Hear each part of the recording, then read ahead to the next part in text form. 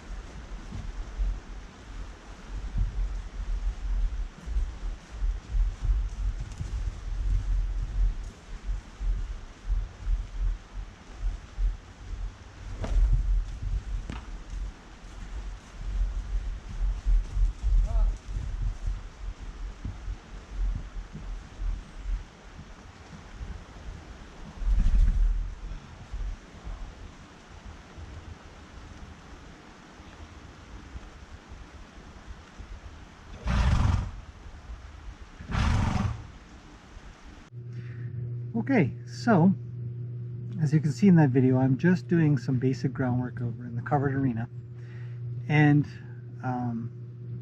trying to get Tana to just simply move forward. It's one of those basic groundwork exercises that isn't leading, it's driving, so the horse has to sort of take the lead of the movement, and you're asking them to put up with some pressure from the side and hopefully some direction through the lead rope in your left or right hand, and some drive with either your body or your posture or your words or the end of the lead rope or a flag or something like that. And it's short line lunging, sometimes people call it, but the basic groundwork is really, the premise of it is that you make an effort to have the horse stay with you without leaving you while they move around in a relatively controlled, if not perfectly controlled, set of circles or rectangles or triangles or rhombuses or whatever shape or direction you choose. Tana had a lot of trouble with that, and she would not move forward. One of the little bit of history there is that she's probably received a series of trainings of long line lunging and a lot of pressure and no release, no letting go, no saying, yes, you did the right thing, please come connect with me. Maybe no thank yous. I don't know exactly, but those are my assumptions when I walk into situations like this, when I say, hey, can you move forward? Can you get going without me? Can you get going in a direction that kind of goes with me? Can you get going with me while I go around? Because what we want to simulate a little bit is actually riding while we're on the ground. So you want to match your feet, you want to match your movement, match your eyes, and all that kind of stuff. It's hard, it takes time. And in the beginning, it feels like a lot of pressure for horses. So Tana's fear is it's normal, a little bit excessive, especially based on her reaction. So with those thoughts in mind, with the idea is that, you know, you get as little as you can, as much as you have to, being firm but quiet if you can, you know. And I'll show you the next clip, which is maybe 10 to 15 minutes later, of how she then chose to work alongside my requests and what I'd like to do, and how different she looks. Like, what does a horse look like when it looks good? Not so much, there's so much out there that shows horses not being good, shows them rearing up or bucking or doing this or that, but I really want to concentrate on what should we be looking for. We should be looking for to be relaxed looking. We should be looking for their ears to be, at least one of them, listening to us. We should be looking for them to be checking in when possible. And I do a lot of groundwork stuff, a lot of groundwork videos, so you can obviously check those out. But these two clips are just 180 degrees apart, I think. Very important. So check that out.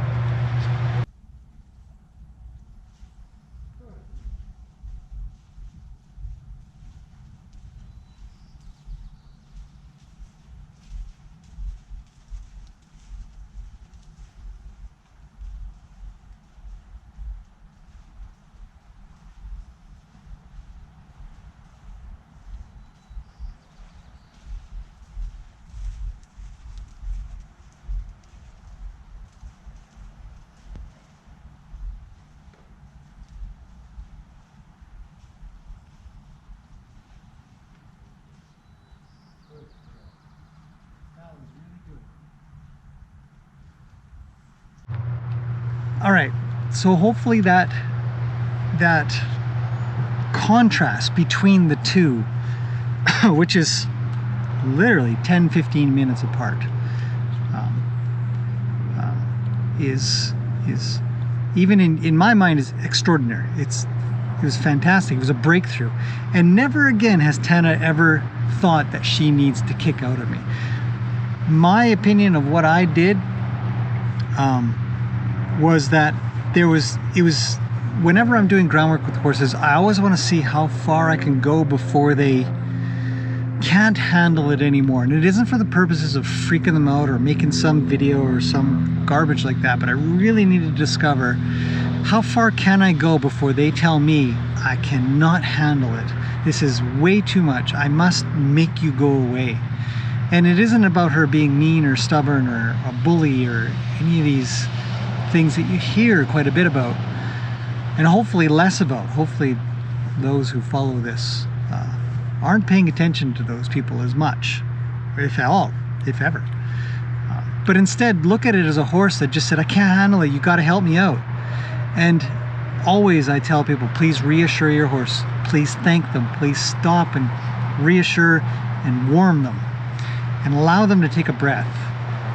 But there is firmness that is required to say, no, it's not acceptable. The kicking out of me is not acceptable. I promise I'll let off. I promise I'll reassure you. I promise I'm here. But you don't need to kick. You could tell me. And so if you rewind back and look again, you'll see there are points in there where she's looking away and she's trying to get away. She is telling me. So for me, I'd say it's 100% me causing it. It's 100% me being dull or appearing to be dull to her.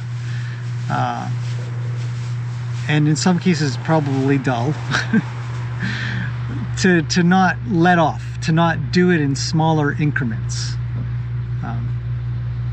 If she wanted to really hit me, she probably could. I think horses are very accurate and very fast. So.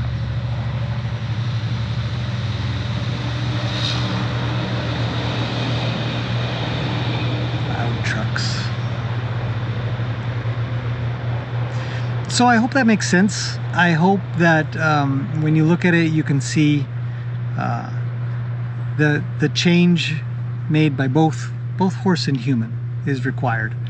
And when you can recognize where a limit is, you can get closer to that point, and then you'll have actually a goal where you say, okay, I have a goal to get back up to that point where I can give you this much pressure. If you decide to check out on me and eat grass or something like that, or pay attention to other horses, to worry about something more than they worry about you invites the idea that they will try to get rid of you, try to run you over, or will run you over, or try to tell you where to go to keep themselves safe. So we have to be in a position that, for them, in their mind, that says that's just not an option. It's not an option to run over a human. Just don't. So anyways, I hope that's been interesting. If you have any questions, of course, let me know anytime. And I'll see you guys in the next one.